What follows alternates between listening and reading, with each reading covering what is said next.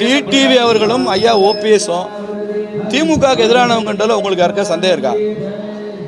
திமுகவுக்கு எதிரானவங்க சார். அவங்க ரெண்டு பேருமே ஆன்டி டிஎம்கே சார்.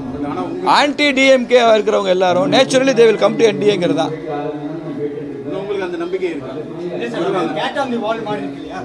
சார் இது பங்காளி சண்டை சார், அது பகையாளி சண்டை. திமுகவில் எங்களுக்கு இருக்கிற முரண்பாடு பகையாளி சண்டை சார்.